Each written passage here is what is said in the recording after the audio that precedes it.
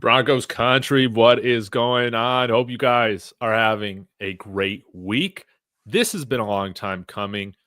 Credit to Mark for coming up with this idea, but I'm going to talk a little Bo Nix free agency panel. We got some different guys I think that, we're a little bit different on in terms of who we think should be the top priority for the Broncos in free agency. Maybe we'll drop into talking about the draft a little bit, our most hated Denver Broncos here at the end. It's going to be a lot of fun. But yeah, guys, watch all the streams, smash the like, subscribe, join the live chat because you guys know that we do this. But yeah, I got Kodiak, Mark here. We're going to break everything down. But before we dive into it, Mark, I just wanted to hear kind of your heart, your idea behind this panel today. Oh man, I've been thinking about it for a long time. I wanted to get a couple of my favorite local, YouTube homies on a panel with us, and I think we came up with a lot of different ideas. Crazy things. I thought about an after dark session. I thought about trivia. I thought about all sorts of cool stuff. But I figured, you know what? Let's start somewhere. Let's get brainstorming some ideas. So super pumped about it, and obviously, really really excited to have both you guys on with me and just talk football. Man, I could do this all day. So this is great. It's wonderful. Well, yeah, I guess we should get this whole thing started. Kodiak, you've been patient with us, so maybe you kick us off. But we were talking today. How do we take Bo Nix to the next level? How do we make him into an all-pro quarterback? How do we win a Super Bowl with him? This free agency period is very, very crucial for that. I think we all agree. But, wide receiver, this has been a position that has been long debated since the season ended on how far do we take, how much draft capital and or free agency dollars that we want to devote to this. We all, guys who are watching this, have a little bit different of an idea on how we would handle that. And we're going to kick it off here talking about some different targets of who the Broncos should sign. So, Kodiak, why don't you kick us off right now? Who's your guy that the Broncos should sign in free agency? Well, thank you, Mr. Talks. It is an honor to be here. And thank you, Mr. Sports, as well. But, thinking about the Broncos wide receiver position, when I'm thinking about it all offseason, I've had this sentiment where it is a position where if we do not highly invest into it, I'm not going to freak out. Granted, there are some good guys who we can go after that would cost a good chunk of change. A solid amount of dudes who will be there when we pick at number 20 in this upcoming NFL draft. But I'm still of the belief that it's not 911 priority. So with that being said, I think a guy who's not going to cost a lot, who I think would be a great addition for the Denver Broncos, would be Cooper Kupp. Now, before I start this, I'm just going to acknowledge that we are not getting the Cooper Kupp. We're not getting the Triple Crown winner.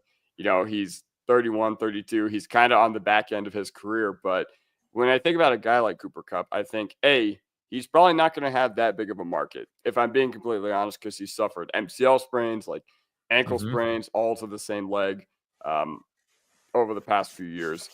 He's been an often injured dude. And, I know I just kind of went on about how he's like, not the same dude and how he could be like an injury risk or whatever. But he's brought in as more of a mentorship role, not just to Bo, but to our other wide receivers. I can see Sean Payton absolutely falling in love with him because A, he's versatile. B, blocks his ass off. C, like the idea that bringing in Cooper Kupp, you're bringing in an adult in the room. You're bringing in a guy who can maybe further Mims' game. You're bringing in a guy who can maybe help Franklin play, bigger than his 6'2", 185 frame would suggest. So, yeah.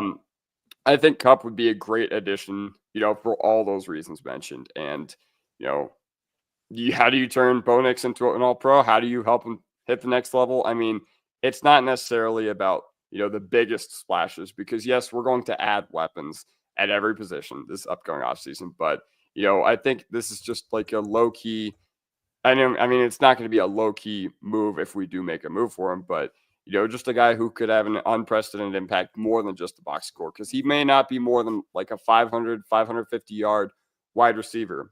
So you're bringing him with the intent that he is a culture piece of the building. He bleeds blue and orange, and he extends that to the other guys in the building as well. Mm-hmm. What do you think he will cost to get if you're talking about trade, contract? How's that whole thing going to work out? Do you foresee him being cut? What's his path to the Broncos? So I don't think the Rams are realistically going to be able to move off him if they don't eat a good chunk of change. And like I said, I don't think the market for him is going to be very substantial because even guys like Adams and Julio, when they were at the tail end of their careers, what did they go for? Like conditional thirds that may become seconds. I can't imagine Kupp going for any more than that. And I think it's going to be even significantly less than that. Now, whether it's a pick this year or a pick next year, I'm not entirely sure, but once again, I can't imagine that he's going to command significant draft capital, especially with the contract he carries, especially because his deal is probably going to have to be reworked, especially because there are a lot of other moving parts to making this happen and getting him, to a new team. So ultimately, I don't see it being anything more than a conditional day 3 pick. I love it. Mark, your thoughts on this? I'm a big proponent of bringing Cooper Kupp in, man. For a lot of the reasons that Kodiak outlined. I think, I get the whole injury history thing and he's banged up, but I did a lot of, I follow a lot of different, not just YouTubers, but people like that write articles, and a lot of them for fantasy as well, that are like injury experts, and they're like doctors in the field that, they always break down different types of injuries. And then they know a lot of these guys, and consistently what you hear across the board of all of them is nobody works harder and takes care of their body more than Cooper Kupp. And a lot of the injuries that he's had have just been what is considered to be like unlucky injuries rather than like something chronic, like hamstrings, or knee inflammation, or, spraining their ankle, high ankle sprains. Those kinds of things are chronic.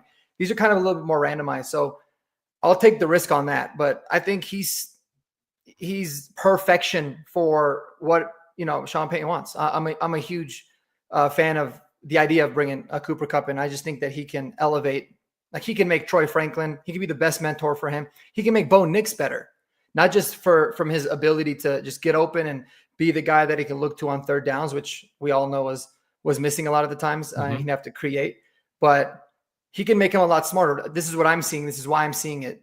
This is what we used to do with Stafford, and this is why it worked. And this is what McVay taught us. It's just like, it's a lot of the little nuances that I think would be huge. So sign me up for Kupp for sure. I'd be a big proponent of it. And listen, if you have to get Cooper Kupp for 10 games a year, it's better than any wide receiver aside from Cortland Sutton that we have, even at this stage in his career. So I'm all for it. But yeah, it's got to be like a day 3 pick. Like it's probably going to be one of those where we've swapped like a 5th and a 6th rounder with him or something like that. I would say, and that's going to be a common thing. I don't think he's going to command a lot in the trade market at all, which is good. Now, yeah, one thing I didn't really think too much about is bringing in a guy that can help be a mentor to some of our younger wide receivers, also help Bo Nix. Obviously, Cooper Kupp could fill that role. In terms of the contract, that's been something that, I just don't know how it would all kind of play out. But Mark, you gave some good context on one of my shows, maybe last week, on kind of how you would redo this contract, and I would love to hear your thoughts on that. Kodiak, sprinkle in anything that I'm missing as well. Yeah, I was just actually pulling it up now. So essentially, Cooper Kupp's got 2 years and like $56 million contract, but about $29 million of that is guaranteed. So you could really add like, let's say a few million on top of it and spread it out over 3 years, and his cap hit will be really low, and you won't necessarily be tied to him for very long. The interesting thing for him too is that when you're actually trading for him, unless they negotiate, like unless we give him, a lower pick to take on some of the cap hit, the Rams are going to be eating a lot of that too. They'll have to eat like, I think the signing bonus, or at least the restructure, which will be like an additional $8 million. So there'll be like $8 million of that $29 million. That's, not going to be on the books for Denver unless they negotiate something else. So I can pull it up here and try to get you the exacts with some of these different tools on Spot Track, but I know that's a big piece of it too. So the contract is like, I think it's going to be negligible. I mean, you probably have maximum 2 years committed to him.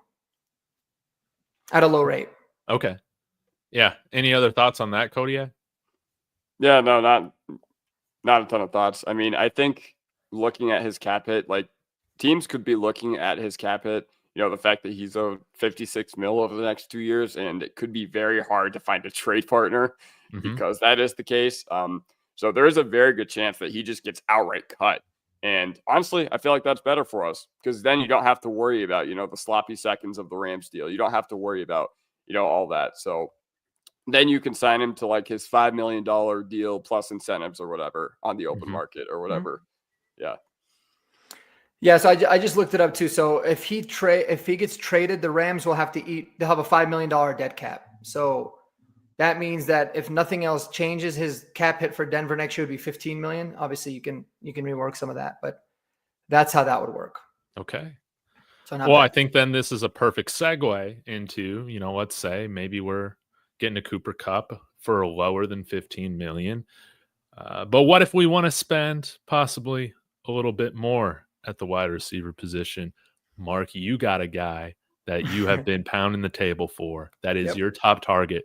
Break it down for us. Why should the Broncos spend big money at wide receiver? Well, first of all, I mean, when you got a guy that's a free agent that has the word God in his last name, that's automatically just a good enough reason. It should be end a conversation at that point. But yeah, I mean, Chris Godwin is certainly my guy, my main target in free agency for a lot of reasons. I don't think he's going to be in the, very, very expensive. Now, there's going to be an asterisk here. Obviously, the medicals with the dislocated ankle and all that's going to be huge. So you gotta know. And yeah, see, just like Jeremy said, it's God and win. So like, come on now. But everything about the style of player that he is, he reminds me of like a poor man. I want to say poor man's version of Anquan Bolden, but he's got a lot of Anquan Bolden to his game. He's that physical, catch everything across the middle type of guy. You can line him outside, but he thrives in the slot. And so when you look at what this team needs, right? This team needs of two things. You either need a bona fide wide receiver too, like a guy on the outside, or you need somebody that can absolutely kill you in the slot. And Godwin can do both. I think he's better suited in the slot. He's a great safety blanket. He could do a lot of the things that Cooper Kupp does physically, but he's younger. So yeah. And I just think he brings a lot. Like he's great in the run game. Sean Payton would love to be able to utilize him. He would help open a lot of things and free a lot of things up for Cortland Sutton as well. I mean, if you look at some of Mike Evans' numbers when he played like with or without Godwin, there's a pretty big discrepancy. I probably should have pulled it up, but there's that portion of it too that I think is I think is really big. So, and then there was another thought that literally just escaped my mind, so that's a little bit annoying. So maybe it'll come back to me. But in terms of Chris Godwin, I think in every way he's the perfect fit for this team for exactly what it is that we need. I think the price will be right, and I mean, I'm all on board the Godwin train, man. Yeah, let's dive into that a little bit. So, like with the contract, him being 29 years old, coming off of a dislocated ankle, what are you expecting him to cost?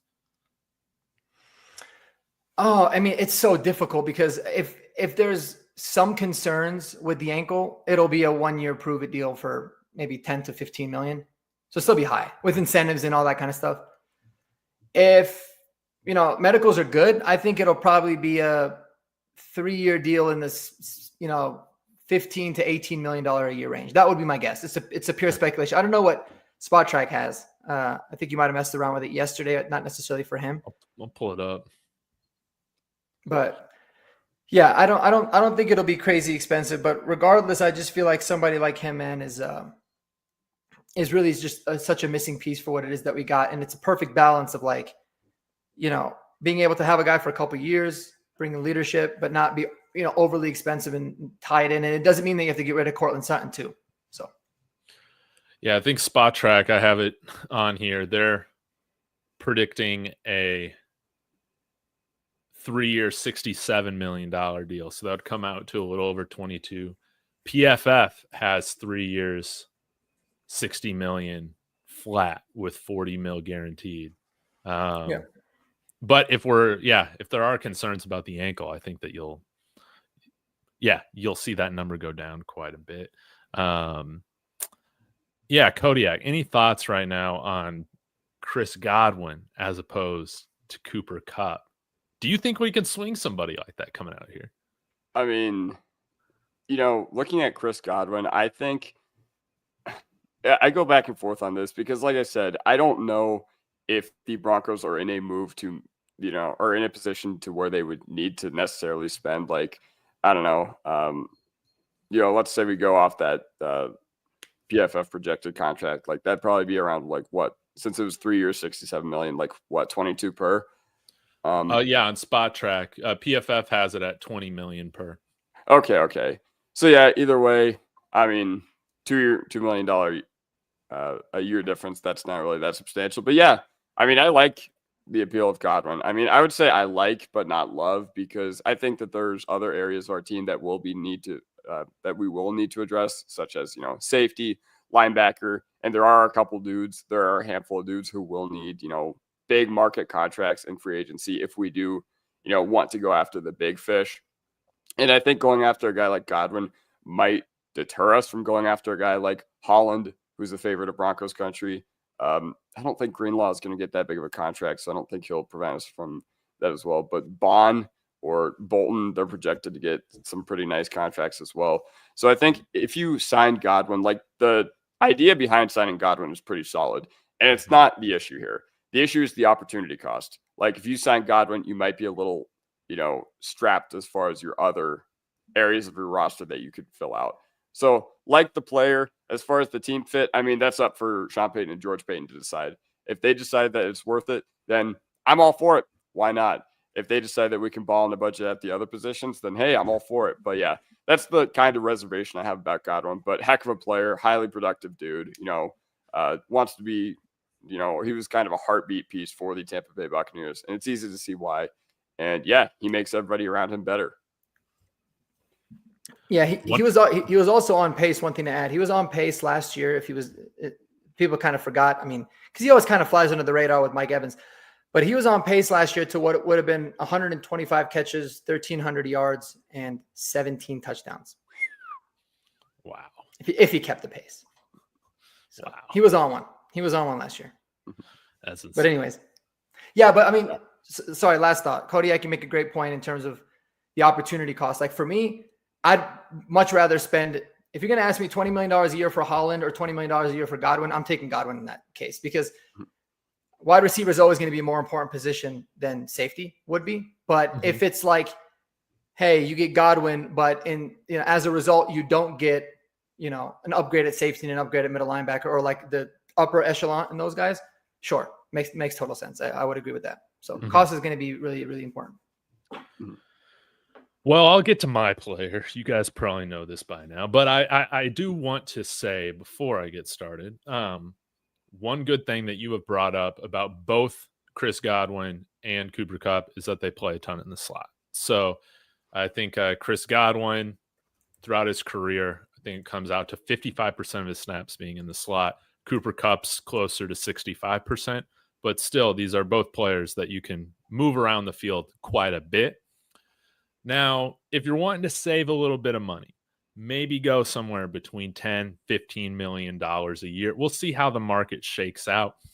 But a guy that I feel like is underrated, again, 6 years with Daniel Jones and some of these other guys, basically putting up 750 yards a year there is like putting up 1,100 yards somewhere else. That's how I see it. Darius Slayton, baby.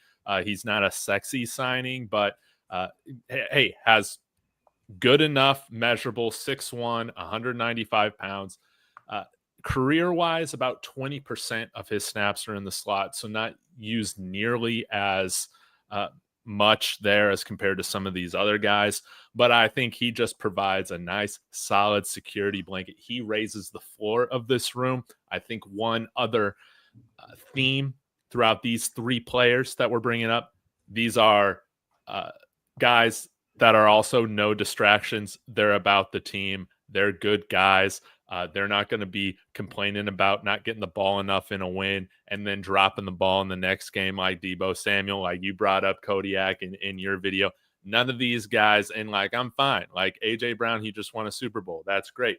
When we are truly in the Super Bowl winning window, maybe we can talk about bringing in a guy that might bring a little bit extra with him and it's worth putting up with because he's just that great. Right now, I don't want to mess with the chemistry. I love the fact that we have an egoless offense right now.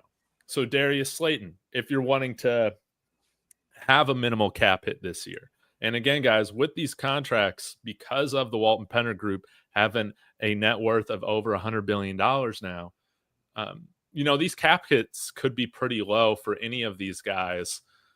And for this coming year, they can figure out the rest of that with the cap raising and Russell Wilson's dead money off the books in 2026. But Darius Slayton, he's an affordable option. He raises the floor of this room. And I just see him as an Emmanuel Sanders type of guy, a guy that's going to be better with his second team than his first team because he will be featured more and the quarterback play is it's going to be better. Like no doubt. So that's my argument. Maybe he costs, 60, 70% of what these guys cost. And he's also 28. So younger and not coming off. It doesn't have any significant injury history, which I think is also great. But I'll get your guys' thoughts on Darius Slayton now. But I did want to preface this as well by saying, it's because I feel like the Broncos should be spending elsewhere with their big time free agent money. We'll get to that. But yeah, wanting to hear y'all's thoughts, reactions to my pitch on Darius Slayton. Well, go ahead, Kodiak. Yeah. So talking about Darius Slayton, I actually literally just posted a video not even 23 minutes ago where I talked about how I wanted Darius Slayton. Like he was one of my 5 guys that I really want the Broncos to go after because for all the reasons that you mentioned. No nonsense sort of dude. And it seems like every offseason, he just gets absolutely buried on the Giants depth chart. They're just like, oh, we drafted Jalen Hyatt in the 3rd, whatever. And then Darius Slayton, he always seems to perform. He always seems to produce. And he's a no nonsense dude. And like you said, playing in a place like New York that has had backwards offensive philosophy over the past, 5-6 years over the course of Darius Slayton's career, what he has done there is nothing short of incredible. Like the ability to go out there and put up 700 yards with Daniel Jones as your quarterback of all dudes, I don't know. I don't really know what else to say about that. Now, granted, this year, there wasn't really a spot for him. He did get alphaed by Malik Neighbors. Yes. No big deal there. Alpha's going to alpha. Like it just is what it is. And then he did lose a lot of work to Wan'Dale Robinson because they had an obsession with throwing like 3-yard, 4-yard passes to Wan'Dale Robinson every single play too. Because that was an extension of their anemic rushing offense, much like it was for ours, when we were doing all our screens and all that. But yeah, I really like the idea of going after a guy like Slayton. Cost effective, just all the reasons that you mentioned. Really, really like this dude. And yeah, he gives me a lot of Emmanuel Sanders vibes as well, to the point where, Emmanuel Sanders, he was kind of the outsider in Pittsburgh because, they had AB, they had Mike Wallace, and, some other dudes as well sprinkled in there. But Darius Slayton, just if you want to ball on a budget as far as offensive skill position weapons, I think he fits the mold. Mm-hmm. Yeah, I agree, man. And kudos to you, David. You kind of got me on him. I was one of those same people that would just kind of skip over his name. Like, I don't know. He's kind of a deep threat. But he could probably be the best value of any of these free agent wide receivers for a team, for sure. The only concern I have with Darius Slayton is he's got kind of a dropping problem. But then again, he's probably like so surprised half the time that the ball is even coming his way, with those quarterbacks. So, and that's not anything. 7 drops this year, 15%. Good Lord. Yeah.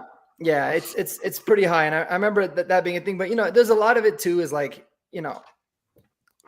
sometimes it's like, they'll consider something a drop and it's like, it's kind of borderline, but I don't know enough about that, but that would be the only kind of concern. I also think that those are things that you can fix unless you have baby hands. We always talk about that. If you got really small hands, but I checked, he doesn't. He's got big hands, so he can fix it for what it's worth. But and I do see this. He also had 60% contested catch this year, which was higher than his career average, but maybe you can make up for it with some of those contested catches. Yeah, no, and that also makes sense when you have a shitty quarterback too, right? It's like everything's going to be contested because the ball is not thrown well. So no, I'm all about it, man. I think like I know I want Godwin, but if somebody realistically was like, all right, you can get Godwin at 18 million or Slayton at 9 million, I think to myself, God, I would be excited for Godwin still, but the smart move would definitely be Darius Slayton in that case. So And I still don't feel like this is a team to where you put all your eggs in one basket, like one big flat splash free agent signing.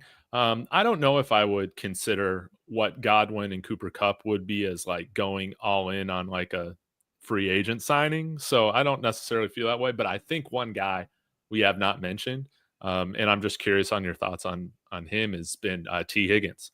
Of course, probably going to get significantly more money than what the guys that we've talked about are getting. Is he, to you guys, is he worth it, that type of money? I can pull it up right now to bring in a guy like him. And it's going to be probably close to 30 million, I think. Yeah, I think he's going to get probably the 4th, 5th highest wide receiver contract in the NFL. Yeah, let me pull it up here. So Spot Track is saying 4 years, 100 million about, but PFF is saying 4 years, 112 million, which comes out to 28 million on average. I just see it being more than that. Yeah. Yeah. 100%. Yeah, I would agree.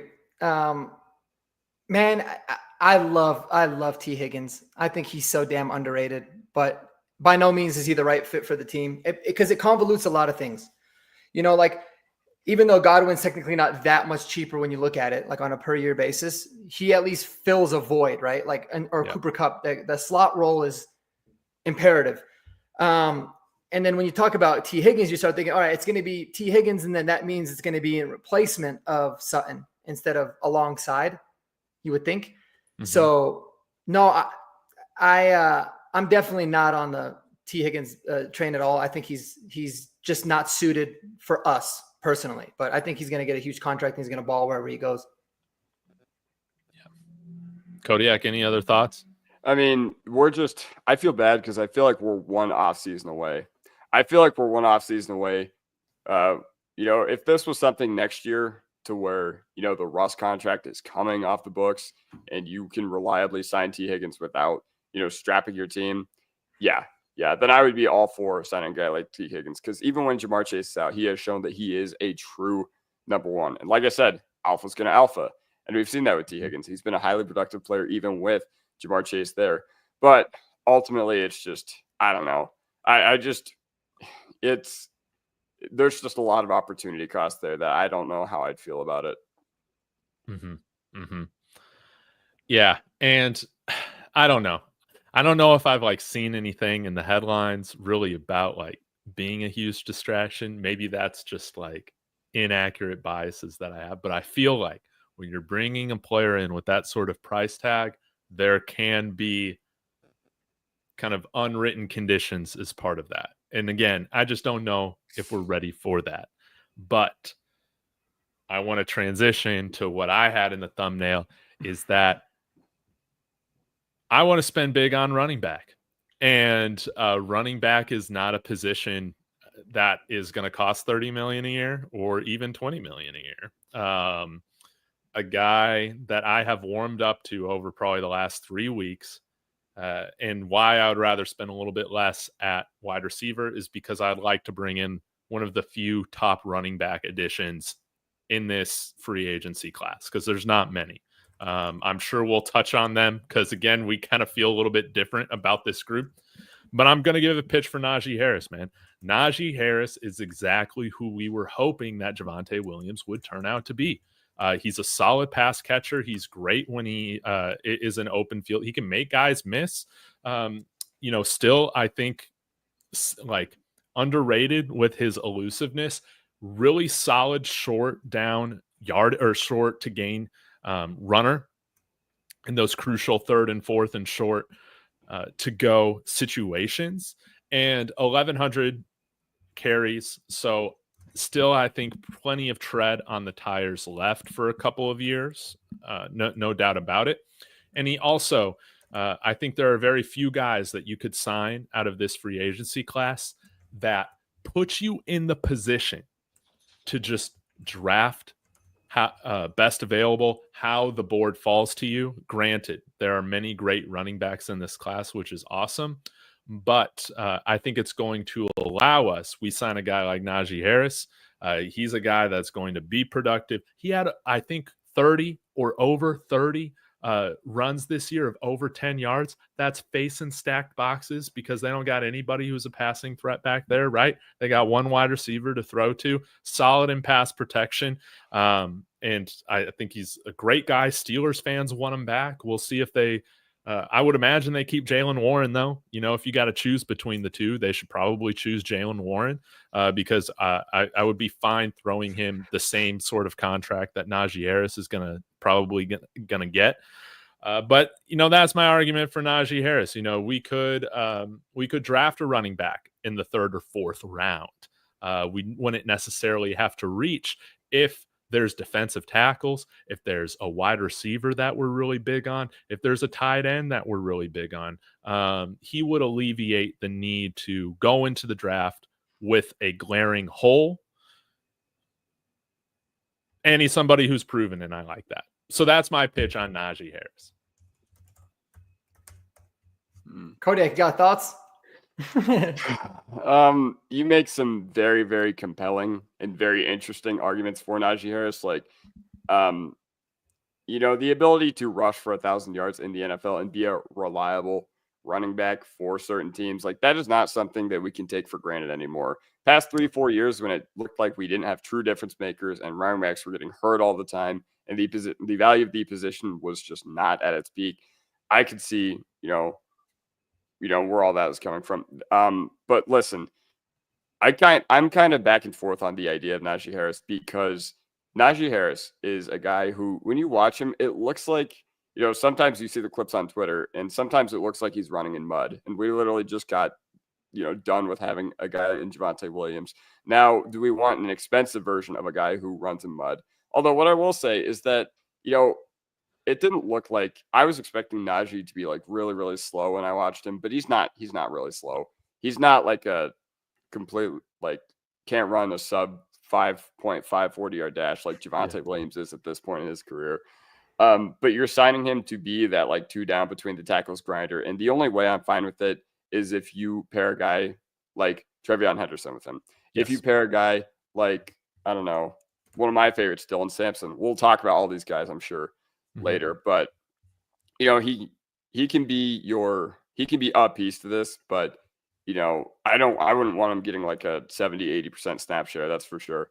And with that being said, I'll be right back. I have to pee really bad. No worries. Yeah, man, for me, no thank you on Najee. I tried so hard to kind of sell myself on the idea, and you know, it's crazy because I feel like we get sucked into this notion of like anything that we bring in is an upgrade, right? So Najee would obviously be an upgrade from what it is that we have. But that being said, I always hate the idea of spending money, even if it's not big money, like a decent amount of money on a running back, unless you get like the once in a generation, like Saquon Barkley becomes a free agent when he's, you know, after his rookie year. Otherwise, I just feel like it's never a good way to spend your money. I don't think Najee Harris is all that special. He's a really tough runner, and I can appreciate the way he runs. Doesn't really add much in the pass game, even though his rookie season, he did pretty well catching the ball. And another thing that worries me about him is the amount of tread that he has on his tires left. I know he's a very big guy, but running backs, man, when they start to, you know, descend, they descend really quickly. And so, and another factor, there's a lot of reasons, not just the player, but you know, the fact that it's such a deep running back class. I mean, unbelievably deep. Mm-hmm. You could get a guy in the 6th round that could contribute to your team. So I think the deep running back class is a big part to do with it. And then also of the free agent backs, I think Rico Dowdle makes a lot more sense for the Broncos. It's so funny. He'll always have like a name that annoys me. You know, Rico Dowdle. He just sounds like he sounds like a jag, dude. Yeah, he sounds like he can't play, like he's never played football before. Like he just sounds like he's not good.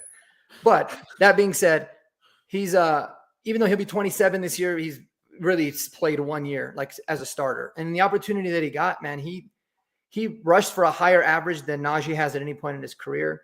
Went over 1,000 yards. And he did it in like really 10 full games or 12 full games of playing. And so I view him as like, okay, you can see that there is an ascension potentially to him. I don't know how close Najee Harris is to a ceiling. He to me, it seems like if anything, he might start to like level off or go down. I don't see a big improvement, but. When I was looking into Rico Dowdle as well, I think he hit just a little, like him and Najee rushed for about the same yardage this year. And I think he did it on like 50 or 60 less carries, which was also interesting. And the fact that, when you watch his tape, like Najee was rated by PFF as being a more elusive back, but Dowdle does have a little bit more wiggle. I feel like he does. Probably brings a little bit more versatility, and might come at 75% of the cost, 60, 50% of the cost, which I'm open to as well. I don't want to go into this draft with just Jaleel McLaughlin and Audric Estime. I want a veteran because again, I know this running back class is very deep, but the biggest fear I got is that we put our hopes on this rookie running back, and for some reason, he's in the Sean Payton rookie year doghouse, and we're going with Audric, who is just a wild card right now, and Jaleel McLaughlin as our top two guys. I can't do that again. I can't do it again. I want a veteran in the room that can get the job done to an extent. I agree. What are your thoughts? And David brought it up. He kind of took the words right out of my mouth. What about somebody like an Aaron Jones, using that logic? Ooh, yeah, a guy like Aaron Jones would be great because that he's not like, you just want a reliable guy above all else. If you're going to bring in a guy like Aaron Jones or Najee Harris, like you're not bringing them in to be legit like difference makers or anything like that. You're just bringing them to be nice pieces to have on the offense, and ultimately that mentorship role. I think that we were talking about with guys like Kupp. I mean, why not take a running back angle on that? Why not go with a guy like Aaron Jones for that at the running back position? But I don't know. It'd be a really big shame if we were to draft like a second round running back and he just turns out to be like this giant bust, or not a bust, but like a dude who just can't seem to get going, a guy who's just really struggling to find the trust of the coaching staff, a guy who can't hang on to the football. That would just be really, really disheartening, because that's something that I feel like we saw a combination of all of the above this past year. And it was just, yeah, I don't know. I don't know how to describe it, but yeah, that's how I would feel. You're just bringing him in to be reliable. He's not going to screw up. He's not going to whiff on an assignment or anything like that. He's not going to have problems understanding the playbook. So, never underestimate the idea of being a reliable dude in the NFL. Like, there's a reason that so many dudes like don't contribute much on the field, but they do everything else right. Yeah, and I'm not saying that Aaron Jones is that kind of guy. He did a lot right during his peak with Green Bay, but yeah, that's how I feel. Looking a bit more into Aaron Jones, like, also, I know, Mark, you've said this. He's also like one of my favorite players to just watch in the NFL. Like, Yeah. I love Aaron Jones, and I think he's a perfect culture fit for here. If the Vikings move on from Sam Darnold, I do wonder if that improves his chances of signing elsewhere for the 2025 season. Maybe he doesn't want to deal with somebody like a younger quarterback that hasn't proven anything yet with JJ McCarthy. I don't know. But 29 years old, or going on 30, or I guess he's 30 years old right now, ran for almost 1,200 yards this year, like still incredibly productive. I think he had around 50 receptions this year as well. So, 54 for 420 yards. Like, he's a perfect all-down back if you need him to be. Does have a lot of wear. Now he's at over 1,500 carries throughout his career. And so this is when things can start getting a little shaky. But I would be okay with Aaron Jones even on a one-year overpay. I would be okay with that. I'm talking about giving him a $10 million contract or something like that. Oh, you think he'd to be like bring him in that? here, Oh man. Dude, I mean, what he signed for, like 8 this past year? Like, Yeah. I would give him that deal 100% guaranteed. I would Yeah. do it. Like a 1 year, $8 million. Yeah. Yeah, I'm good with that. I'm good with it because it's a 1 year commitment, and you can eat that. It's not that big a Yeah. deal. So I'd be good. I think Aaron Jones would be dope. I would like if we got Aaron Jones, I would really want us to draft Trevion Henderson because they are so similar. And you guys will be able to see that, even though you kind of want different guys. We already have like the bruiser potentially. So, but yeah, I mean, you guys make great points. Aaron Jones is a really good option too. And then I think that there's a couple other sleepers if you wanted to get into those, but if you want to, move on and talk to others, or not really sleepers, but like random guys that, Yeah. like maybe we talked about it, like a J.K. Dobbins. What do you guys think about J.K. Dobbins? Oh, Kodiak. man. So J.K. Dobbins, it seemed like he was running really, really well this year. My big issue with him is that he's had a lot of injuries, and you never know at what point that is going to catch up to an NFL player, let alone a running back where, athleticism and being able to, like, if you lose an ounce of speed as a running back, your career can topple in a heartbeat.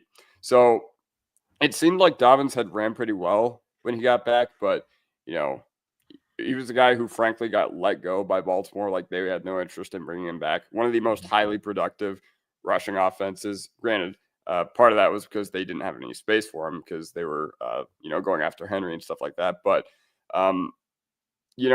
Dobbins had been really, really good this year with the Chargers. I'm not going to discount that at all, but it just feels like it would make a lot of sense to me. I think that there's other dudes that they can go after. I just feel like he's too similar to all the other, to a lot of guys who are going to be available this offseason. A guy who I think would be really good would be like Ty Johnson. I really like the idea of bringing him as a third down back. Josh Allen said after a wild card game that he's one of the best third down backs in the league. And I don't necessarily disagree with that moniker. I don't disagree with that statement. He torched us for that touchdown. Yep. Torched us for that touchdown. Somehow didn't step out of bounds. And, I think a guy like that would be more excited. I'd be more excited about that because what his role is going to be. He's going to be a third down back. Dobbins, like complete wild card. So, yeah.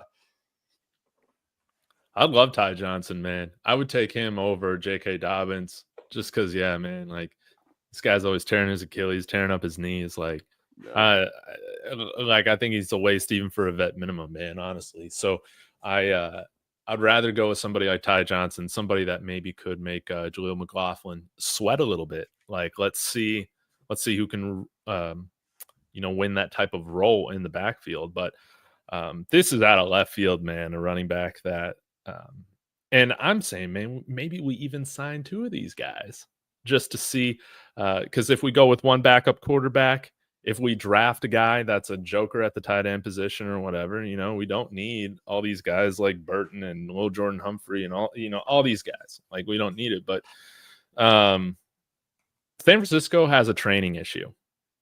Like they do. They can't keep anybody healthy. And it's not that they just continue to draft and bring in injury-prone players. No, something that they're doing is creating the higher likelihood of those guys getting hurt. Elijah Mitchell is a free agent, man. And I know he's had some injuries as well, but not as much as J.K. Dobbins. I would imagine he signs for around the vet minimum. Still plenty explosive. Why not? Bring him in to compete for a spellback role? He's an interesting one. Isn't there another running back they have there too that's a free agent? Maybe Jordan Mason if they don't. Jordan Mason, that's what I was thinking. I didn't even think about Elijah Mitchell. So, yeah. I mean, listen, at this point, like I'm good with them bringing almost anybody in except for J.K. Dobbins. I mean, the guy missed 65% of the games in his entire career. Missed them. That means he's like, you got a 30% chance of playing. That's not good. Elijah Mitchell I'll have to look into a little bit more. I mean, I remember he looked good in the limited actions that he's had in the times that he's played. Obviously, he's gotten injuries, which we talked about too. I always get hesitant about, drafting guys from the Shanahan scheme because for the most part, they always look pretty damn good. Mm-hmm. Doesn't mean that that's the only reason. because there are some guys that haven't as well. But yeah, I mean, that kind of a flyer, like even if you brought in one of the previous vets that we talked about, like the Aaron Jones, the Najee Harris, or Rico Dowdle, and then you also got in Elijah Mitchell. I mean, why not let these guys compete? If you need to revamp the entire room, you can do it. So I just think that's good roster management. Mm-hmm.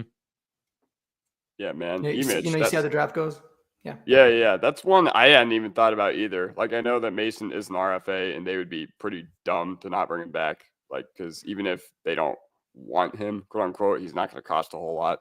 So, I mean, Elijah Mitchell, I mean, it's TBD to see if he's either washed or contributes in a meaningful way anywhere else. But yeah, I don't know. That's interesting because he got hurt before this year began, I remember. And then, I think they kind of the 49ers drafted Garendo with the idea that he would like usurp E-Mitch. So, I mean, maybe he was just on the outs anyway. But yeah, I don't know. I haven't really thought about Elijah Mitchell. So that's, once again, I would have to look really deep into him to see if he was because I haven't even really considered him as a potential option. So props to you for bringing that you didn't bring that out of left field. You brought that from out of the ballpark. Yeah. He was in the parking lot. Yeah. Oh yeah. But I think, ultimately I want us to be able to have enough money to spend on all three of the positions at wide receiver, tight end. I mean, we've talked about that, I feel like, in different videos, and of course running back. But yeah, like I just want us to be able to go into the draft and get the best players possible. I don't want us to reach. I don't want us to feel like we have a hole that we absolutely have to fill. And I don't want to put, like, as much as I love the fact that, like, for instance, Troy Franklin got some experience this year, I don't want to be putting unneeded pressure on rookies to perform in their first year. Like, I just don't want that. If they need to be eased in a little bit more, like, that's why we sign a guy like Jawan Johnson or Mike Gesicki or somebody like that before, thrusting a tight end out there before, he's ready. Same at the running back position. Now, I do have a question, guys. The more I think about this, and shout out to Mason, Cecil, they were talking about this as well. Maybe for the first 3 picks, it's some sort of combination of running back, tight end, and defensive tackle.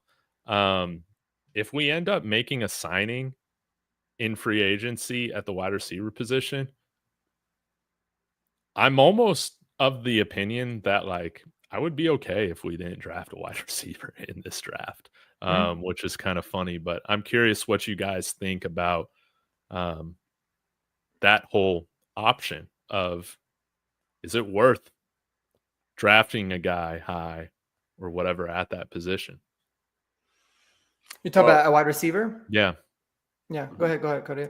So, like, yeah, we've shared the same sentiment throughout the offseason. I think it's kind of remained true. Like, I was always of the belief when Garrett Wilson started to gain some steam about a month ago, and people were just like, "Oh, he might be available." I was like, you know what? I'd be fine. I'd be fine with adding a guy like Garrett Wilson because he's legitimately top 10, top 15 wide receiver talent in the NFL, somewhere in that range. And the chances that you would find a guy like that at pick number 20 were pretty slim. Granted, Brian Thomas Jr. was picked number 20 last year, but you're not going to get a guy like that this year in this upcoming draft. But yeah, no, you're correct. You hit the nail on the head because, the foundation is there for our wide receivers. You do need a legit succession plan in place at X when Courtland Sutton, because Courtland Sutton's going to be 30 in October. You do need a legit succession plan there, but otherwise the groundwork is there. Marvin Mims, Troy Franklin, Devon Villay, all guys who at least should get opportunities on this team and should at least be penciled in to have decent roles for the next year as well. So yes, it is not the most pressing need. And I agree with Jeremy. It would be nice to get a guy like Ayo Manor, Beck, Restrepo, someone like that, somewhere like that, but somewhere in that range. But, as far as first round pick, I think all the needs we've talked about are going to be a lot more pressing this upcoming offseason. So, we've talked about needing a tight end, running back, true nose tackle, linebacker, safety, like all those positions, I would definitely put above the Broncos' needs in a sense. Yeah. No, yeah, I would agree with a lot of those points. So I think for me, I would like to address wide receiver for sure in free agency, and in draft if I had the choice. But what's important about it is, and the reason that I'm so much of a proponent of like getting guys that can thrive in the slot and can play outside, but mainly in the slot, it's because it's like that missing piece. So now when you go into the draft, you can, like, if the best wide receiver on your board is a slot guy, cool. If the best wide receiver is a guy that plays the X, that's cool. Whereas now, if you didn't address that in free agency and you'd go in, like, you would, like, you basically be like, Xavier Restrepo is a great player. I did a film review on him. He's awesome. But, you'd have to be, you're basically like tying yourself down to a specific type of receiver, rather than, like Kodiak said, if you had, let's say you brought in Godwin, you have and now you can just look at who's the best receiver available, and that could be a succession plan, and they can continue with that, regardless of what position they can thrive in. So, yeah, I'm all for it. I mean, I like the idea of handling wide receiver in the draft, but I really like from a standpoint of like the plan in place, it would be like taking care of defense as much as you can in free agency, your defensive holes, and then drafting a lot of young, good weapons in the draft, at least for the first 3 rounds. So I think that's the exact same logic that Cecil May said, maybe minus the inside linebacker. But I kind of like that too, because I really like this youth movement we got going on the offensive side of the ball.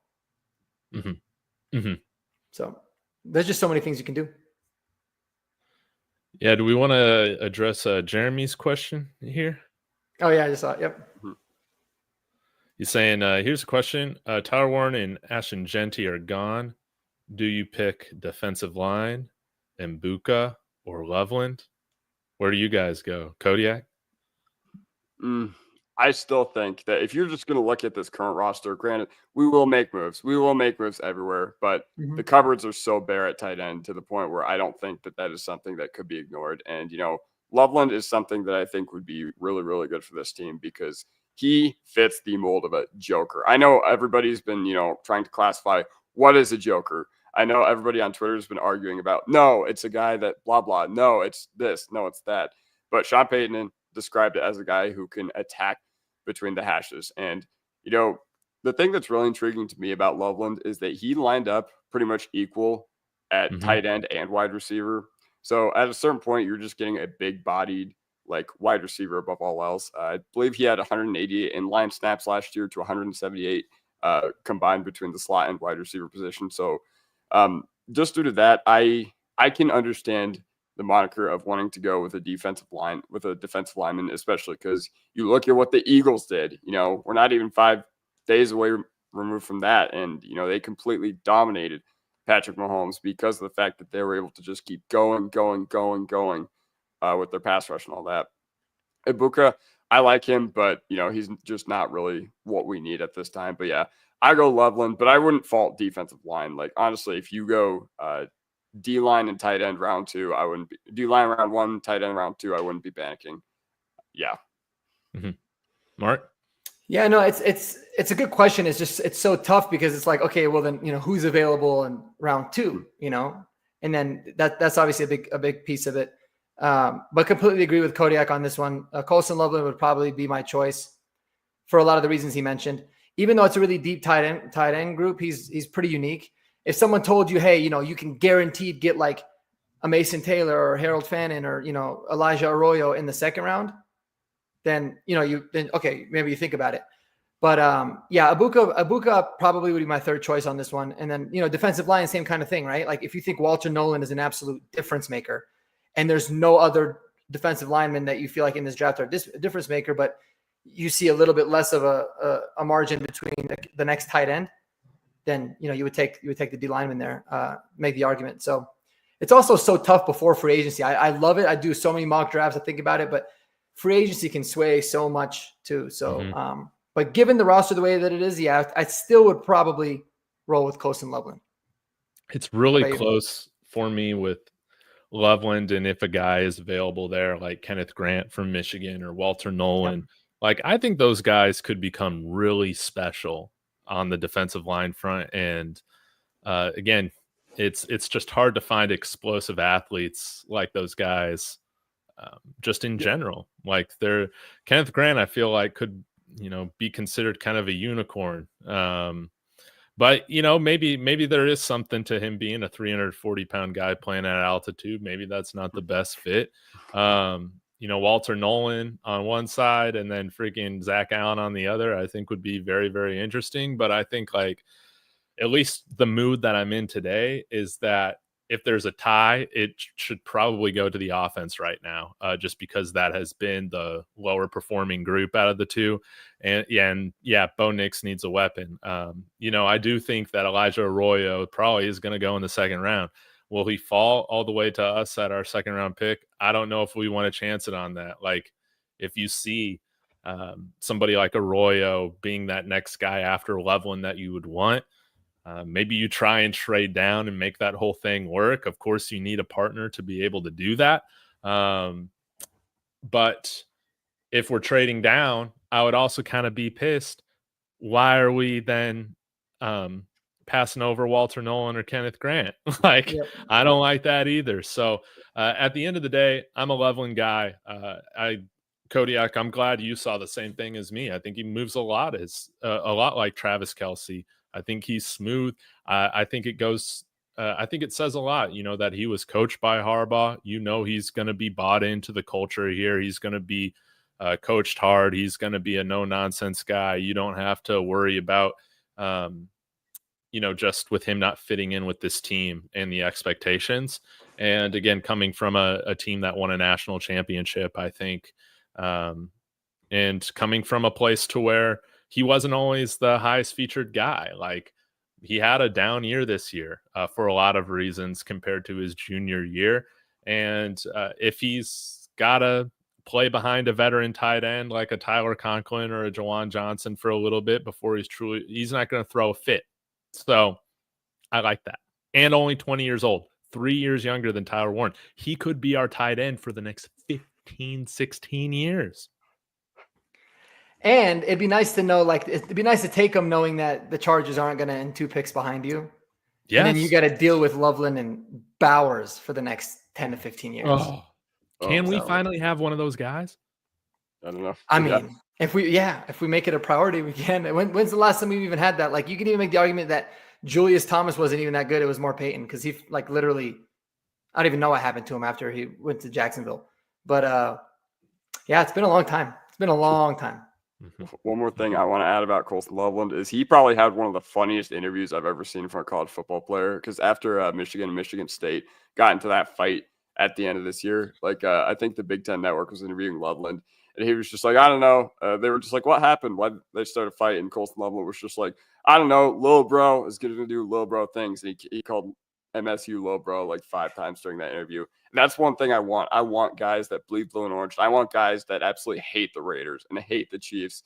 I want to bring back some attitude and swagger, and Colston Loveland exemplifies that.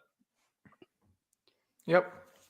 Yeah, the more I look into him, the more I like him too, man. He's a talented. He's gonna tear it up at the combine. Yeah, I'm excited for it. Yeah, I guess, soon we'll want to get into our fun question of the day, like your most hated Bronco or worst Bronco ever. But let's answer this question here from Jeremy. Does Javonte PTSD give you pause on Omari and Hampton? Hard not to see some similarities besides the helmet. I do think they have very similar play styles. I'm not against an Omari and Hampton pick.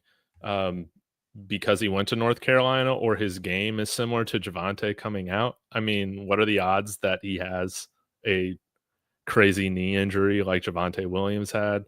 I haven't watched him enough to really break down, is his vision better? But I think it probably is. But I'd rather just draft a guy that's a true home run hitter, like Travion Henderson. He's my top target if we can get him in the second, or Quinshon Judkins. I'd be okay with Devin Neal, another guy that I just feel like has just a little bit more juice than Omari and Hampton. But what are y'all's thoughts on him, Mark? It's funny that you say the PTSD, because I mean, you totally just have to make the comparison. So then I start doing some digging on Hampton. You guys are going to be blown away by this. Okay, check this out. I'm going to share my screen real quick. Okay. He looks like him. He literally looks like Javonte Williams. I thought that was Javon. I was like, are you sure this is not a mistake? But I was like, holy hell. So yeah, I mean, there's a little bit of PTSD for you if you've ever, seen it. But no, I mean, I don't think my opinion on Omarion Hampton really has to do with the fact that he went to North Carolina. I just think, and I had him rated as my number 3 back. I just love the idea of a back that can bring you some juice, much needed juice. That's the way in the league. I mean, a lot of people talk about like the big bruisers, and of course there's guys like, yes, Saquon's a powerful back because he's big, but he's good because he's explosive. He's not good because he's powerful, and then like Jahmyr Gibbs, I mean, what is he, 195 pounds? Dude's unbelievable, electric. Devon Achane. I mean, it's going into the direction of speed kills. So give me the guys that can, beat you with their speed and their elusiveness. And yeah, just like you said, we're on board with the running backs. Trevion Henderson is, I'm telling you guys, he's gonna be one hell of a pro. So. So as far as Omarion Hampton, and does he give me Javonte PTSD? Honestly, from the way people talked about him before I watched him, I thought that I was going to get Javonte PTSD. But when I watched him, they run in different styles. So I remember when Javonte was coming out of North Carolina 3 years ago, I watched him a lot because, I was big in Dynasty back then. And, he was one of the highly touted running backs. But Javonte was never a violent runner, in college football. He did have this one run against Miami where he trucked like 5 dudes and he spun around, and it was one of the most insane runs ever. But I think Hampton runs a lot more. How do I put this? He runs like he is Marshawn Lynch. Javonte Williams ran like, he's like a shake and bake dude. Granted, has he ran with power? Yes. We saw him drag dudes on his back his rookie year. You don't do that without some semblance of power.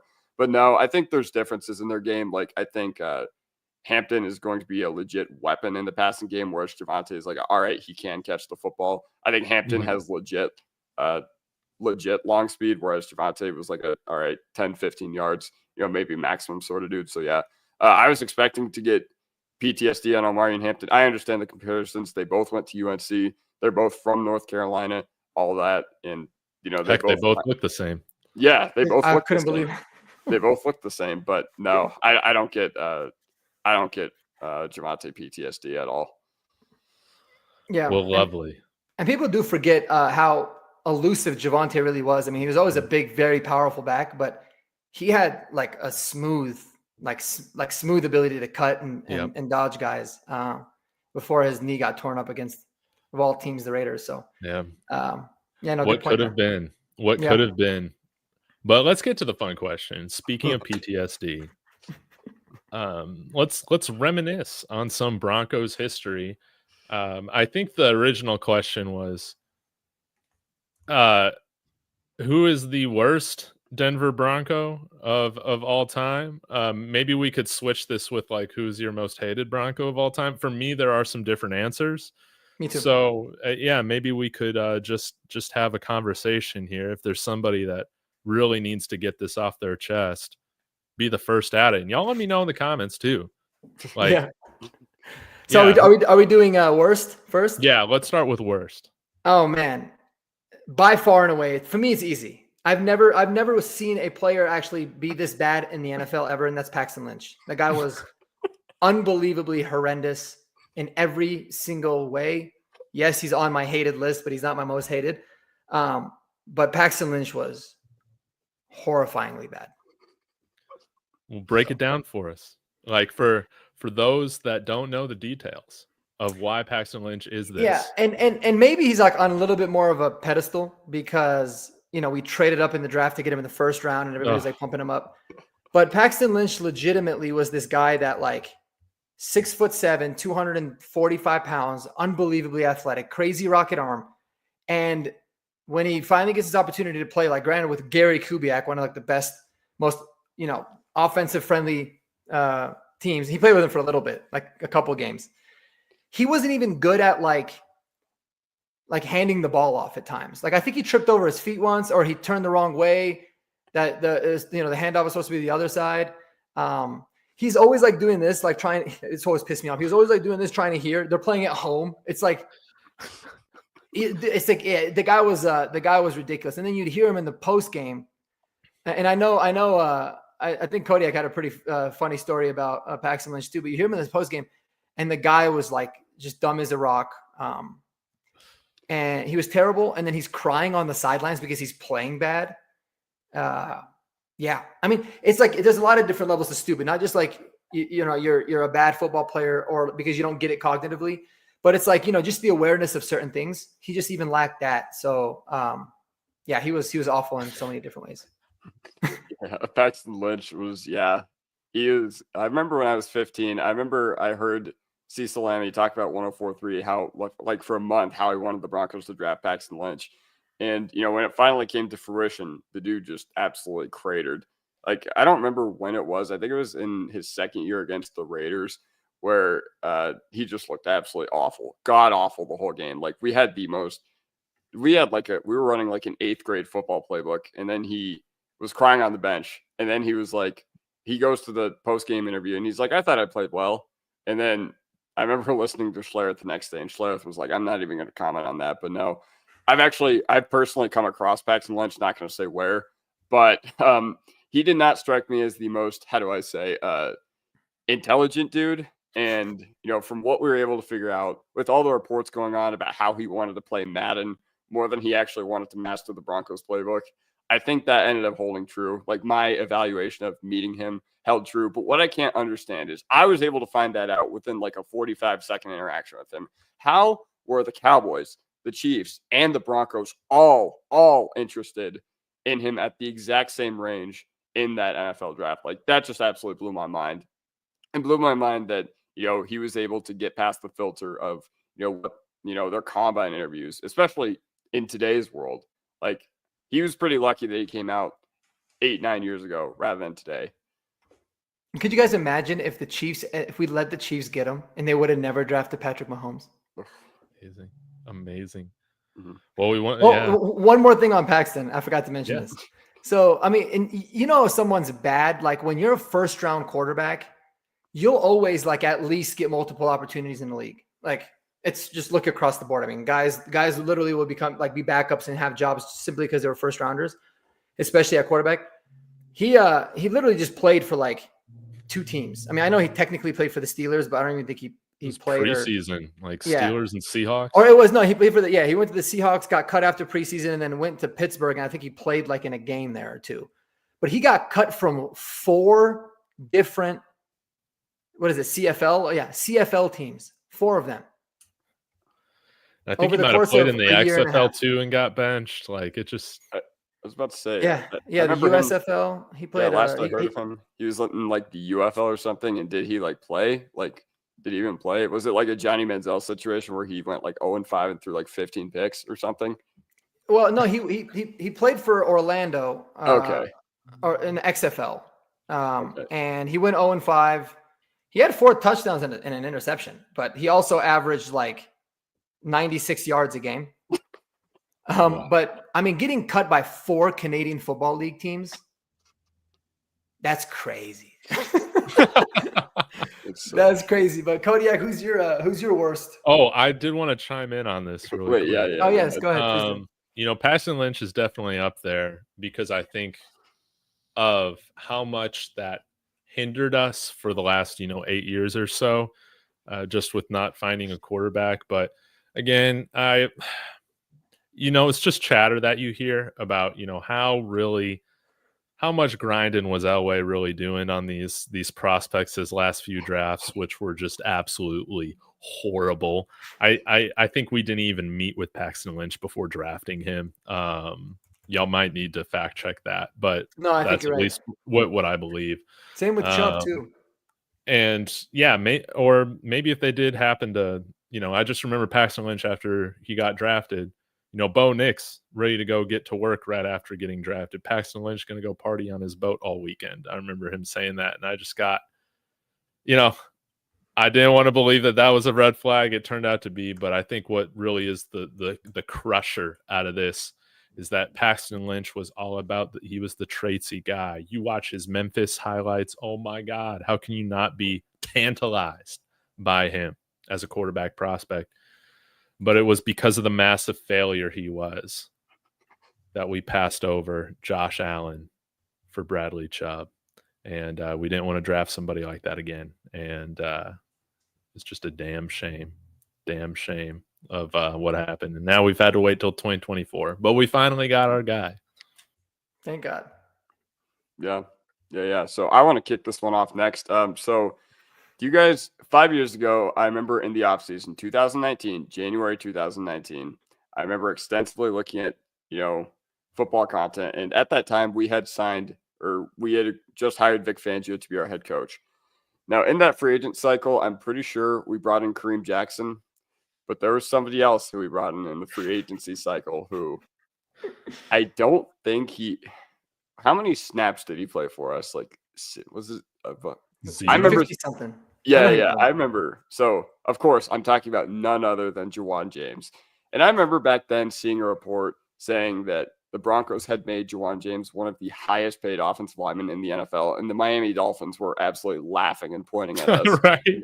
They were just like, what absolute idiots. And I was just like, 18-year-old me was just like, haha, that's copium that they lost their dude. No. It was actually bad. So in 2019, he had like that weird knee problem. I remember he got hurt like early on in the year, but he couldn't like play without, his knee buckling or whatever. I was like, all right, whatever. We'll see what happens. 2020, he completely opts out of the year. And I'm not going to say anything. I don't want to go after any dudes because, but if I was getting paid $19 million a year, I would at least have the honor to at least play for the team.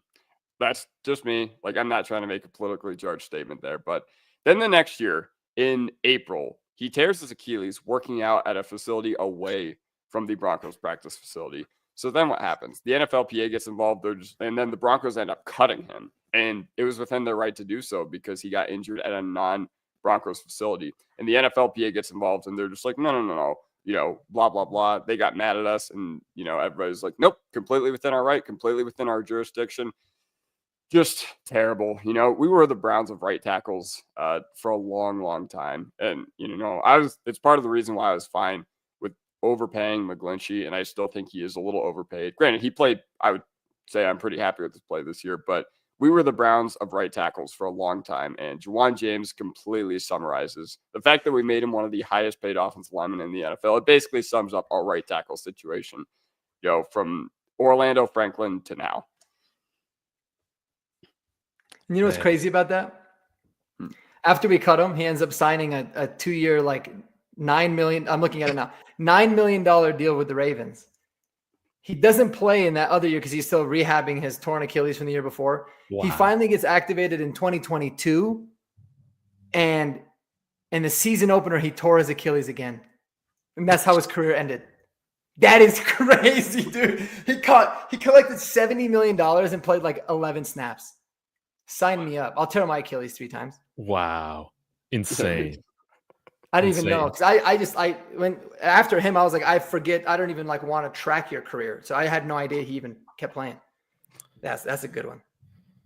Now, I've gone back and forth. I guess I'll talk about my most hated Bronco too first, or secondly. But firstly, I think probably the worst Bronco in my lifetime from expectation coming in, just like how great he was in college, to what happened. Maurice Claret, man. We used the 101st overall pick to bring him in. One of the best freshman running backs ever. Of course, missed his second season or whatever. We're able to bring him in.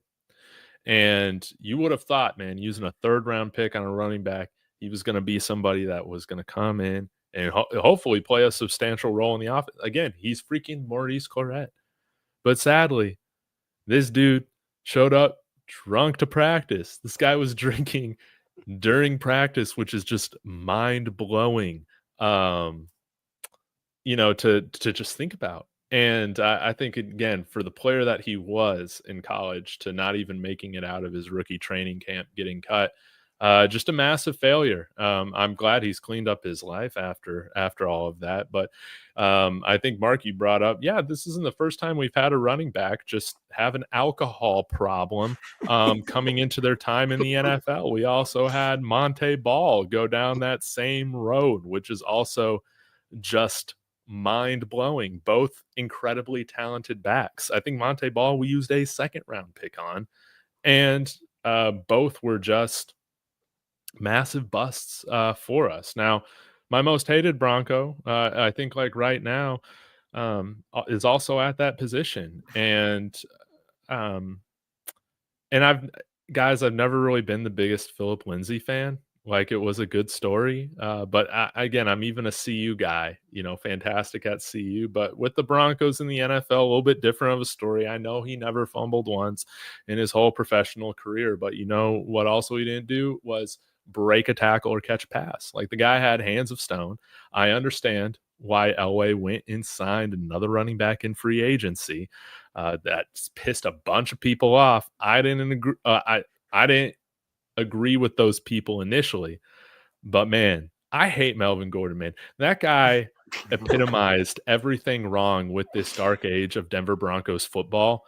Just in one player, a guy that overpaid, you have expectation, probably on the downside of his career, but was soft, was always whining, and in crunch time just had a propensity to make a game-losing play. And what even pissed me off even more is that when you go and you listen to his interviews that he's doing around this time or talking about his time with the Broncos, he's always talking about like, oh, I had a feeling that I was just going to fumble the ball. What? That's a vote of confidence in yourself if I've ever heard one. And we paid this guy like what, $8 million a year or whatever, and it was even worse because his last year with the Broncos, of course, he's buddy with Russell Wilson, he's buddy with Nate Buddy Hackett, and Hackett just continues to play him even after he starts, complaining that he's not getting enough touches. And while he's fumbling, Hackett continues to put him out there, and he continues to fumble. And for a signing that I was like excited about because I thought that him and Philip Lindsay might have a pretty fun dynamic, I feel like both of those guys just ended up resenting each other, hating each other, and it divided the fan base. But then ultimately we all united around just hating everything that Melvin Gordon stood for. I've had friends that are friends with him or that knew him during his time in Denver, and he seemed like a really cool guy, like outside of football. And from what I understand, he was liked by the majority of his teammates in Denver, but that man did nothing to get the fans on his side. And again, just epitomizes this era of suck for the Denver Broncos. It was Melvin Gordon, man. Yep. He was the number one on my list for most hated. Really? I think he had an alcohol problem too, man, because he was like drunk as shit talking to the police officer saying he didn't drink anything. I'm like, dude, you can't even say your name. And then Juwan James was my second most hated. I have a little list here. Do you guys? You're going to be too young to remember this, Kodiak, for sure, but maybe not. Most likely, Eddie Kennison. I knew you were going to bring him up. Dude. Eddie Kennison was terrible. Eddie Kennison was signed. We signed him in, I think, 2001, maybe. Yeah, something like that. Yeah. And he was like a pretty highly touted, NFL receiver. Like, I think if I remember, Mike Shannon was pretty pumped. It was like a pretty small contract, but he was really pretty pumped to get him. And like a few games into his first season with the Broncos, he ends up retiring, saying that his wife had a failed pregnancy, and I think his father recently passed away. So it was like awful. He made like everyone feel terrible. Like, okay, no problem, dude. You're 28 years old in your prime, but he retired. Oh, she had a complicated pregnancy, and then his father had a heart attack. And so they cut him in November of that year. And then a month later, he comes back, he signs with the Chiefs.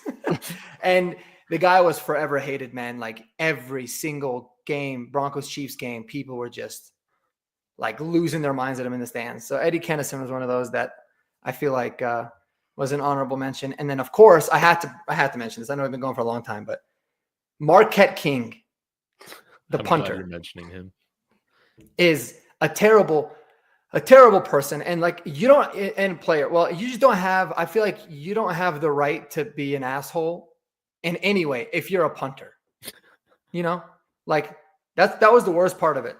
And that guy was such a jackass just because he can like boom the punt. So yeah, definitely one of the guys that I hated. Who was it from 1043 that he ended up like getting? Zach Bye. It was Zach Bye of all people. I think it was his like first year in Denver radio too. And the guy was like just literally the most disrespectful. He would not answer any questions. He'd be like, yeah. And then he would keep going, like to his credit. And he's like, yeah, I don't really know. Yeah. It's like, dude, you didn't have to come on the show, dude. You're a punter, man. You're literally a punter. I don't get it, dude. I guess on the bright side, I think he didn't play another snap in the NFL after we cut him for being just a terrible human and always out kicking the coverage. Yeah, he was he played for that's right. He was one of the USFL or XFL guys. I always get those leagues confused, but he ended up going to one of those leagues too, and the XFL. And Marquette King. I mean, it's just proof there. Like Melvin Gordon did a lot of dumb stuff with the fumbling and the off the field shit. He still got a whole bunch of opportunities. Marquette King was an asshole once, and they're like, "Dude, you're a punter. Like, never come here again." And they just got him. Yeah, so he was one I wanted to make sure to mention too, because I still hate that guy. Yeah, I hate him too. Jeremy in the chat said, "Can I nominate Nathaniel Hackett as a non-player?" Absolutely, you can. I'm so happy you brought that up, man, because I had a list I was going to ask you guys: coaches and executives, coaches/executives. Yeah, no, I think Hackett has to be number one on your list. It's one thing to get hired because you think you're going to lure Aaron Rodgers, but the fact that the Aaron Rodgers experiment has gone so poorly with the Jets over the past 2 years, that doesn't give a lot of leeway to George Payton, in my opinion, considering it may have gone even worse than trading for Russ, considering, we would have had to have brought in all of Aaron Rodgers' trash cans. But we hired this guy to be our head coach, and immediately he looked in over his head. Whole offseason, he said all the right things, but week one, in Seattle, you just paid this dude, $250 million contract, and you decide in Seattle, of all places, place with like 80% humidity, to kick a 64-yard field goal rather than trust your offense to pick up 5 yards on a crucial fourth down. And by the way, we had like 500 yards of total offense in that game, but everything. The fullback speed option against the Texans on that bizarre third down. That was bad. And then it was just, Melvin Gordon was the problem that year too, because he was like fumbling or whatever. But it seemed like the locker room was just kind of at odds with each other. Like I remember the defense, at the place I worked at, they'd always come in and they'd always just be absolutely livid at what the offense had to offer. Last thing I'll say is remember like all the fights that happened on the sidelines, and then Nathaniel Hackett would just go to the press conference and be like, "No, I didn't see that. I didn't know that even happened." Oh my God. The guy he was talking all off season too. He was like, "I've been thinking about the first play call I'm going to call. Like I've been losing sleep. I've been thinking about it for the last 6 years." And he calls a tight end screen to Fant. Like that's what you're losing sleep over, bro. A tight end screen. It went for like -2 yards. It was terrible. It's like Madden and NCAA when tight end screens look like the worst plays in the whole game. The worst plays. Like, dude, I mean, and I don't think we've seen this in the NFL ever. Just having a coach that refuses to get a play call in on time. Like the fact that we were taking as many delay of games at home as we did, I don't think is anything you'll ever see in the NFL game. They hired a timeout coach that ended up being the interim coach, and he was 100 times better than Hackett. I was about to say, it was so great when he fired Dwayne Stukes. It was so great when he fired Dwayne Stukes on special. Oh my God. Mr. Talks, that was so good. I know you alluded to, I know you told us this in like the Discord or whatever, but you said that you used to listen to the Rosberg press conferences to fall asleep, which I thought was so funny. Oh yeah. That man, his 30-minute sermons up there just talking about this, that, and the other was just so funny. He was like selling his little what were the chambers? What are those chamber things called? You just like sitting there and you sleep in them pretty much. Yeah, the sleep chamber. Yeah, the recovery. He was just stuff. He was basically just selling it the whole time, talking about like, Yeah, and then I got back and it related to football. Yeah, dude, I'm gonna start doing that. But Jerry Rossberg press conferences and just pass the hell out every night. Yeah, it puts you to sleep. And then I remember, man, with Nate Hackett, I mean, again, it's just acting like a 13-year-old in front of Sierra. You're a professional. Come on now. That was weird. And then again, just giving players hugs before practice during training camp. That is just something weird. That is weird. There's a lot of red flags. And which is why I think if I'm talking about my most hated executive, I mean, it's, not as many toxic, funny stories like that, but it has to be Joe Ellis, man. It has to be Joe Ellis. The theories of him, convincing Pat Bowlen to sign that change of the estate and everything like that to the trust and all that. He might have done that while he already had stages of dementia, then blocking the Kyle Shanahan hire. And he was probably Mike Shanahan. Oh yeah, kept Mike Shanahan out, all that sorts of stuff. Ring of Fame, right? Yeah, we kept him out from being the head coach. They wanted to bring him back as a head coach. Oh man. Yeah, they wanted to bring him back, and then it was going to be like a sick team, which would have been kind of weird, but kind of cool. And he was like, nope. Wow. And then he wanted to hire Kyle Shanahan. He said, you can only hire him if you don't allow Mike in the building. That was the stipulation. And so then we got stuck with Vance Joseph. And I mean, it would have been pretty cool to have Kyle Shanahan here this whole time, man. It would have been pretty freaking cool. And and he probably had something to do with the whole Russ thing as well. And Nate Hackett and all that before they were out, before the new ownership group was in there. But I think, Joe Ellis couldn't even get a naming rights deal for the stadium for how many years? Just totally incompetent and a bitter, vindictive man, a small man. He was number 3 on my list. You guys are knocking out all these. I had like a top 10. I just going down this rabbit hole yesterday. Yeah. Who else you got on there? I guess Josh McDaniels. Yep. I was going to mention him. Yeah. He was my number. I had him in number 1, but you guys have talked me into Hackett because McDaniels still brought us. He actually drafted, he brought some pretty good players. He ended up going into like the Tebow years, which led us to the Manning years. So, but I just hated him because he was such an asshole. Like everything about, at least Hackett is seems like a likable person. But like Josh McDaniels, I wouldn't want to have a beer with him ever. It sounds like a terrible idea. Josh McDaniels, Hackett, Joe Ellis, Jack Del Rio. We'll still hate him forever. Mm-hmm. Basically giving up a freaking playoff game on purpose because he wanted the Raiders job. Screw him. Pat Shurmur. Can't stand him. Wow, you got Pat Shurmur on the list? I hate Pat Shurmur, dude. I thought he was awful. Talking about practicing incompletion. I knew you were good. And he was always an asshole to the media. He's like, there's only so much I can do as a play caller. It's like, yeah, you can stop calling shitty plays. That you can start there. That's one thing. He was just he was so standoffish, which was annoying. Yeah. Pat Shurmur and Brock Olivo. God, we talked about him, I think, a while ago. Brock Olivo, and then my honorable mention for players was Kyle Orton, but I liked him. I like Kyle Orton too. Yeah, he was like once. He's like the nicest guy ever, literally.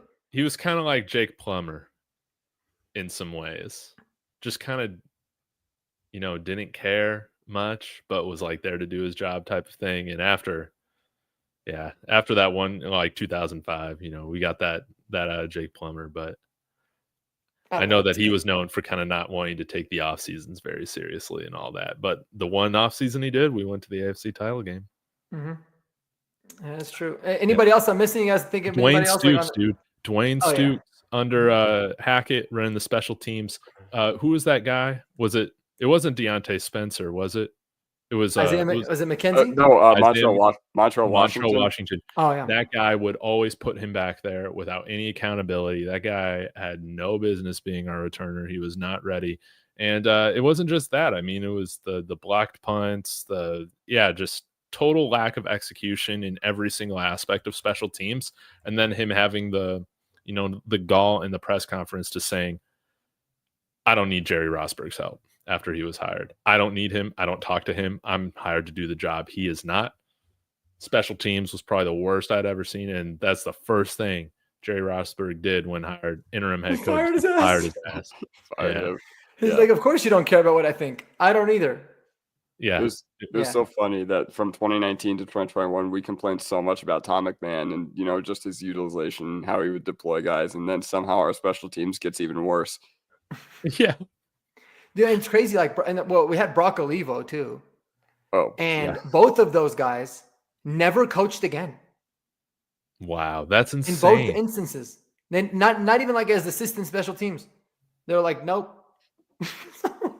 So yeah, that was bad. Yeah, Dwayne Stoops is a good one too. I forgot how much of like an ass he was. He was like such a prick too. Yeah, he was so standout. Like he's like, I've come from working with what's his face out in LA, McVay. DeCamillis. Oh, DeCamillis, yeah. Yeah, but yeah, this guy acted like he was Joe DeCamillis, man. I just leave it to Nate Hackett to just hire an incompetent staff, except our D coordinator, whatever his name was. Is he even in? And he's kind of a dumbass too, because he didn't want to stick around because he was mad we fired Hackett. I know. yeah. And then he stayed like he stayed in Carolina.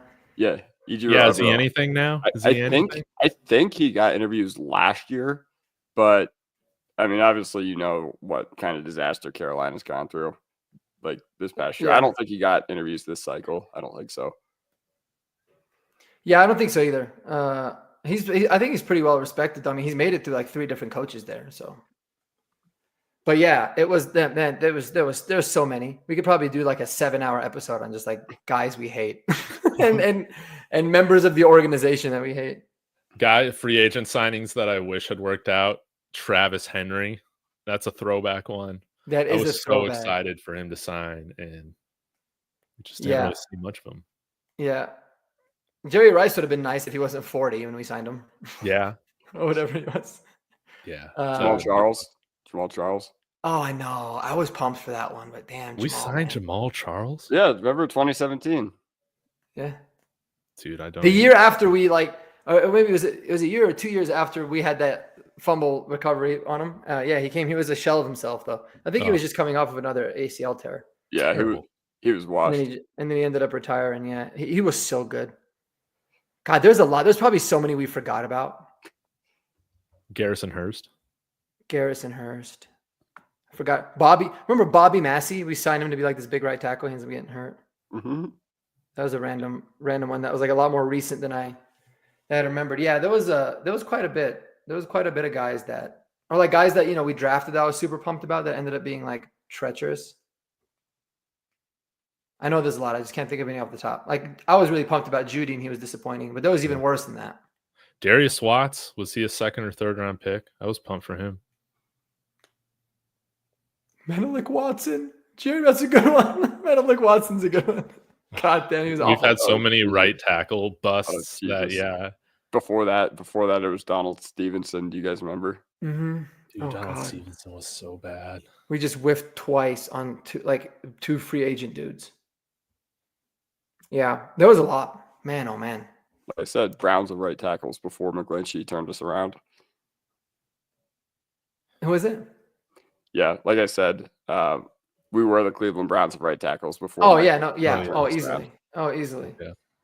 And the best is like the best right tackle we had. Like remember when Manning came in the Chargers game, like right before the playoffs in this last year, and he was like, "I'm not coming in unless like you're putting Tyler Columbus because that dude can't play." Who was that guy?